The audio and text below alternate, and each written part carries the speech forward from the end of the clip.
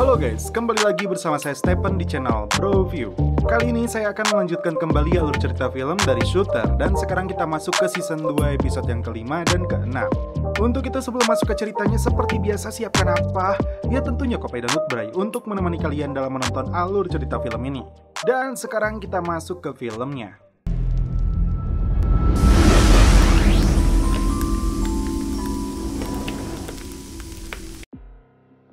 Di awal film, diperlihatkan pasukan marinir sedang melakukan persiapan untuk misi selanjutnya. Xander yang datang tampak kecewa karena komandan mereka Johnson menutupi siapa sebenarnya pemilik heroin tersebut. Dan sosok yang memerintahkannya untuk memindahkan istri Mula. Sebelum pergi, Xander tampak mengambil sebuah kertas dan kartu tanda pengenal Dr. PBB itu yang nyatanya adalah Solotov. Dari kejauhan, ternyata Solotov mengawasi markas marinir ini. Saat turun, terlihat dua anggota pasukan Afghanistan menemukannya di sana.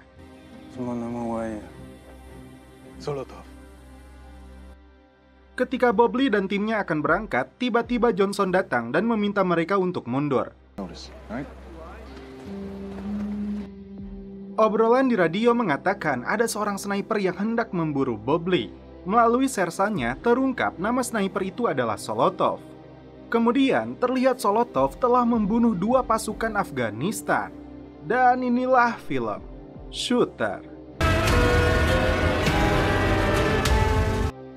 Bobley meminta Julie untuk bersembunyi sementara waktu hingga masalah ini selesai. Namun Julie menolaknya dan tidak mau lari lagi. Strategic, both on the move, right? I mean, last time they found us in the middle of nowhere. Look, if worse comes to worse.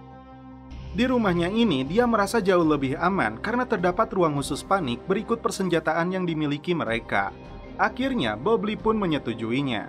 Memphis dan Johnson yang sedang menunggu Bobley berbicara tentang Xander yang memiliki alat bukti sesuai informasi reporter Jeffrey.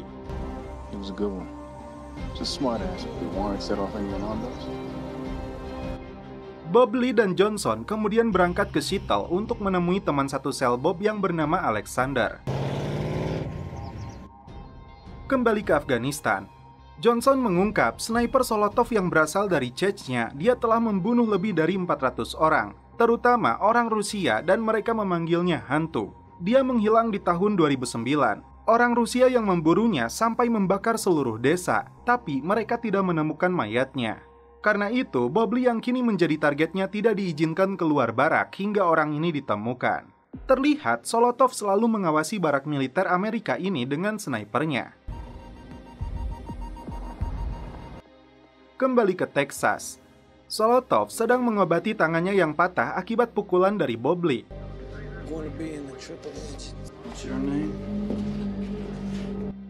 Dia bahkan berlatih dengan tangan kirinya. Solotov akan menjalankan sebuah rencana dengan identitas baru bernama Travis yang berasal dari West Virginia. Memphis datang ke satu tempat untuk menemukan informasi di sana. Dia mengira tempat tersebut kosong, namun tiba-tiba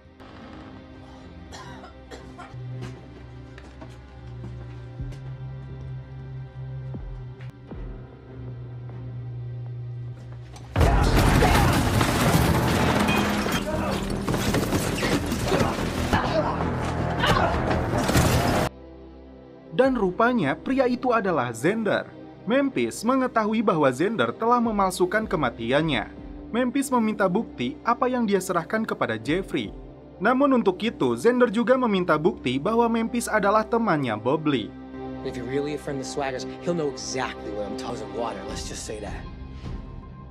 Memphis kemudian menelepon Bobley. Holy shit. Xander pun akhirnya percaya. Bobley dan temannya tampak senang mendengar bahwa Xander masih hidup. Memphis lalu meminta Xander memberi penjelasan semua ini. Xander mengatakan mereka telah membunuh kurir yang mengantarkan bukti itu kepada Jeffrey. Memphis kembali bertanya sosok yang dimaksud oleh Xander. Namun Xander tampak gelisah karena mereka akan menemukannya juga. Bobley akhirnya bisa bertemu dengan teman satu selnya dulu, yaitu Alexander.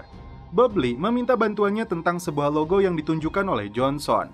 Alex lalu mengajak Bobley ke sebuah bar dan bertemu seseorang di sana. Tapi pria ini tampak tidak senang dengan kedatangan Alex dan Bobley. The shooter who missed. If you came to kiss the ring, I'm wearing. Club doing well? Lalu, inilah yang dilakukan oleh Alex. Children, Peter.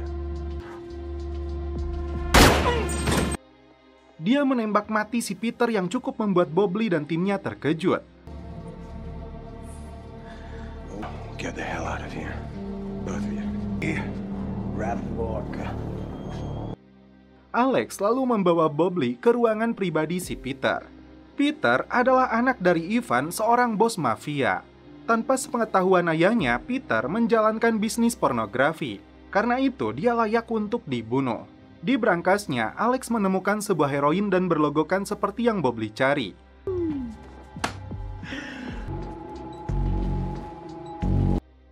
Kembali ke Memphis yang membawa Xander menuju suatu tempat atas arahannya. Dia menyebut kasus besar ini melibatkan banyak pihak, seperti FBI, CIA, semua kartel, NATO, hingga Senat yang disebut Atlas. Yang perlu Memphis lakukan adalah mencari orang yang mencuci uang mereka seperti bankir Meksiko, tepatnya seorang pria jujur dari Weirton. Dia menjalankan pembukuan untuk kartel dan Atlas. Rupanya, Xander dapat melepaskan borgolnya, kemudian mengambil HP Memphis dan melemparnya. I cuffed you.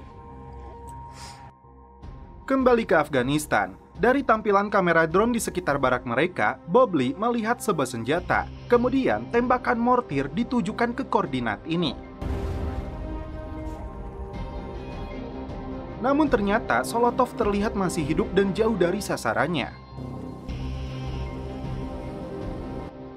Kembali ke Bobley yang mulai menemukan fakta bahwa ini semua bukan tentang heroin. Namun Solotov menginginkan identitasnya, tidak ingin diketahui siapapun. Artinya, siapapun yang pernah melihat wajahnya akan dia habisi. Seperti yang terjadi kepada Donnie. Dan kini, Xander jadi sasaran karena pernah menyimpan kartu pengenal milik Solotov. Xander, he could never let anything go. He's killing anybody who sees his face. The fact that it was Donnie who was the target that day, not me. Sialnya, Bobley kesulitan menghubungi Memphis karena ponselnya dilempar oleh Xander. Julie kembali datang ke tempat latihan menembak. Okay. Appreciate it. Rupanya, di sana ada seorang pria yang menyukainya. Now how's a girl as pretty as you end up shooting pieces? Julie lalu mengatakan untuk berhati-hati karena suaminya adalah seorang sniper. Tidak terima disebut menyebalkan, datanglah seorang pria bertopi koboi membantunya. I forget you too. Rupanya, pria tersebut memakai perban di tangan kanannya dan kita tahu dia adalah Solotov. Julie kembali berbincang dengan pria ini. Dia berpura-pura meminta alamat gereja kepada Julie, bahkan meminta mengirimkan alamat tersebut ke emailnya. Son too. Yeah, we go to St. Francis. It's just right. I really look forward to it. Yeah, what's your email? Kembali ke Memphis yang diajak berputar-putar oleh si Xander. Turn left. Tiba-tiba, sebuah mobil terlihat mengikuti mereka. This place has used actual chocolate ice cream. Damn it. God damn it, I told you, Nadine. They are... Kemudian, Julie yang sedang memasak dihampiri oleh Bobley dan celepok. Di waktu yang sama, HP Julie pun berkedip. Rupanya, Solotov berhasil menyadap HP Julie dan berhasil mengetahui rencana yang akan dilakukan oleh Bobley. Bobley mendapat telepon dari Memphis bahwa dia diikuti. Kemudian, Bobley meminta Memphis menuntun mereka ke sebuah kilang. Yeah, okay. Sialnya, rencana itu diketahui oleh Solotov dan mengirim lebih banyak orang ke tempat ini. Friends, we're going to need some help. Ketika Memphis dan mobil yang membuntutinya datang, Bobley dengan snipernya mengawasi dari atas. Sedangkan Johnson dan temannya menunggu di mobil. Setelah mereka mendekat, Bobley menembak ban mobil tersebut. Hey, here he comes. Lalu Johnson mendekat dan ternyata ini adalah penyergapan.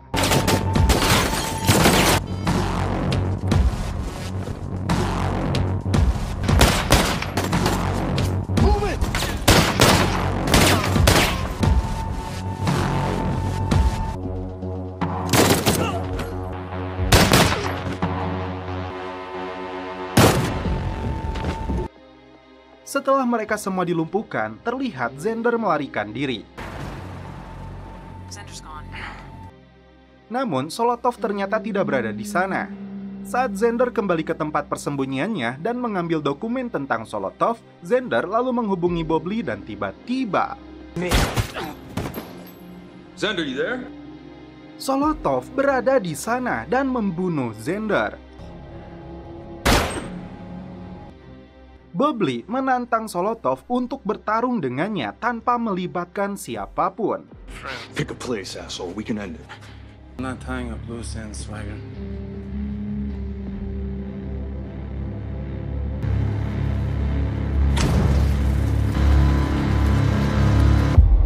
Dan setelah itu, film pun berlanjut ke episode 6. Di awal film, terlihat Bobley sedang meluapkan emosinya karena kematian rekan-rekannya yang tergabung dalam Batalion 8113. I had to be grateful for him.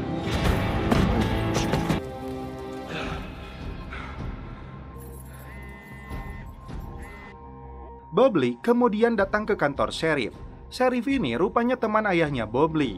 Dia merasa bangga pada Bobley, tidak seperti negara ini yang mencampakkannya. Seorang penyidik DEA datang untuk bertanya kepadanya karena ditemukannya 5 mayat anggota kartel di sebuah kilang. Bobley mengelak dirinya terlibat dalam kasus ini. Dia malah balik bertanya, apakah mereka dari kelompok kartel Los Fantasmas? Penyidik bertanya kepadanya saat kejadian Bobley berada di mana dan apakah dia memiliki senjata laras panjang. Pertanyaan menyebalkan ini membuat Bobley memutuskan untuk pergi. Sheriff mengingatkan, kartel ini bukan abal-abal. Mereka bermain dalam usaha peredaran uang, gadis, dan jandoi. Kembali ke rumahnya, Bobley menceritakan kepada timnya jika kartel itu terhubung dengan Solotov dan kelompok Atlas yang mereka incar. Dia berencana untuk memutus rantai hubungan antara Solotov dan kartel El Paso. Memphis kembali bertemu dengan Jeffrey. Kematian Xander menghilangkan bukti tentang konspirasi global yang diucapkannya. Atlas.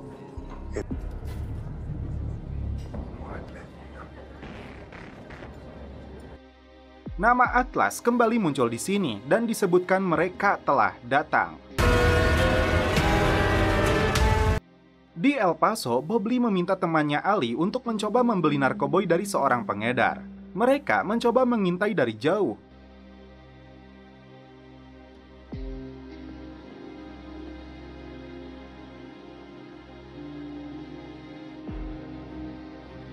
Lalu mengikuti sebuah mobil.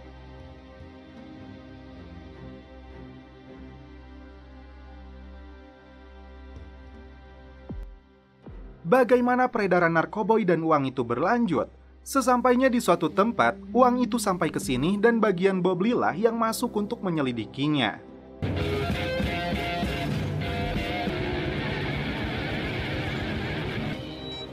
Okay, Naylor, this is definitely the place.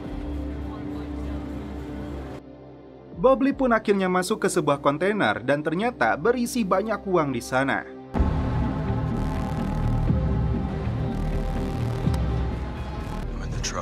Inside the building? Yeah. Kontainer itu lalu berangkat untuk menuju sebuah lokasi.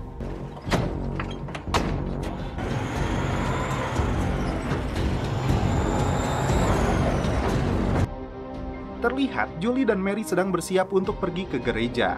Rupanya Solotov berada di sana mengintai mereka. Don't forget your seatbelt. Right. Seatbelts on.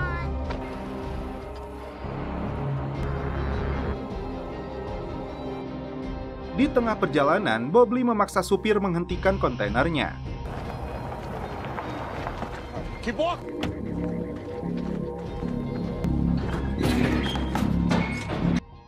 Supir dan kenek kemudian disuruh pergi dan diberikan 2 gepok uang. Namun mereka tidak mau menerimanya karena itu ilegal.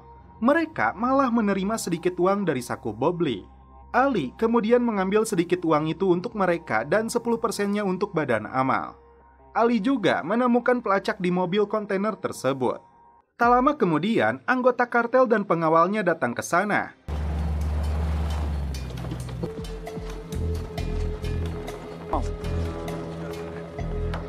Una bomba. Drop your weapon. Turn around slowly. Call your boss. Right now you. Bobley lalu mengancam mereka dan menyuruh dia menelepon pimpinannya.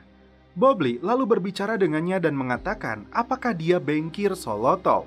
Karena Bobley telah menahan 2 palet uangnya, bahkan bisa menggasak seluruh gudangnya. Namun, pria ini tetap tidak mau mengatakan bahwa dia bengkir Solotov. Bobley kemudian membebaskan para pengawalnya dan menyuruh mereka membawa truk itu. Dan dia hanya membawa si bapak tua.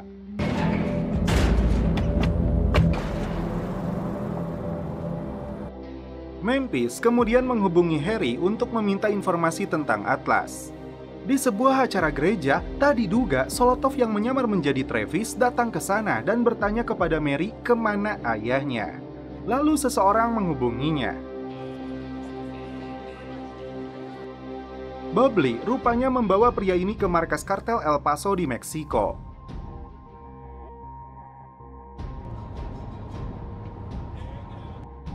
Harry lalu datang menemui Memphis dan mengatakan Atlas adalah cerita hantu yang digunakan untuk mengguncang dolar ke berbagai anggaran yang dianggap sebagai pemecah masalah. Bobley dan tim sampai di markas kartel tersebut. Dalam pengintaian, mereka melihat puluhan pria bersenjata lengkap di tempat itu. Lalu Johnson bertanya, apa yang mereka lakukan? Bobley kemudian menjawab, al-maslahat. Dan kemudian, ini yang mereka lakukan selanjutnya.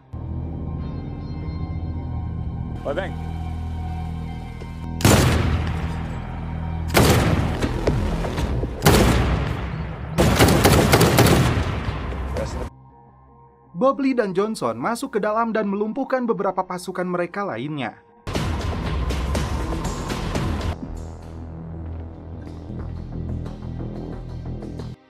Si bengkir terlihat berada di ruangannya dan baru saja menelepon Solotov.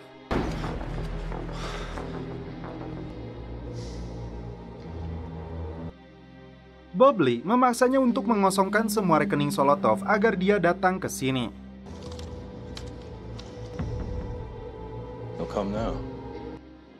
Kembali ke Julie yang sedang berada di tempat latihan menembak. Tampak pria yang dulu mengganggunya datang kembali, dan ini yang dilakukan oleh Julie.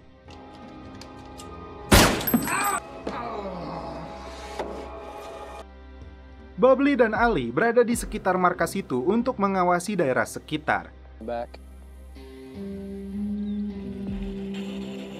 Ali. Dan berjaga jika Solotov muncul. Memphis yang sedang bersama Jeffrey kedatangan tamu beberapa pria bersenjata.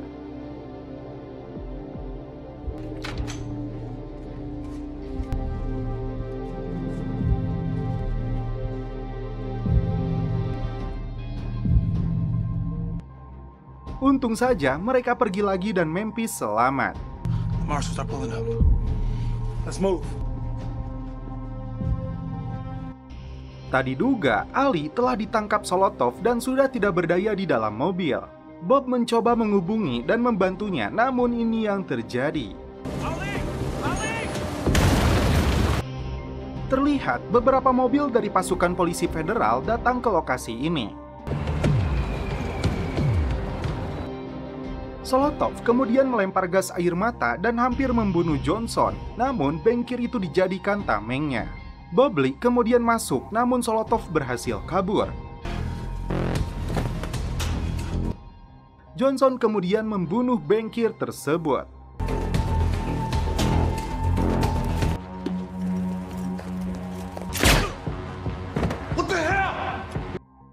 Bobley dan Johnson berhasil melarikan diri, namun terjadi pertengkaran di antara mereka. Memphis kemudian mendatangi Harry dan mengatakan dia telah berkhianat kepadanya. Memphis dan Harry sekarang berada dalam pengawasan mereka. Julie kembali datang ke gereja dan mengadu kepada si pendeta. Solotov kembali menyadap Julie dan mendengarkan pembicaraannya. Inside. I was completely calm. Yeah, it works for me. Di tengah perjalanan, Bobley dan Johnson kembali dicegat pasukan polisi federal Meksiko. Give me your phone and your wallet.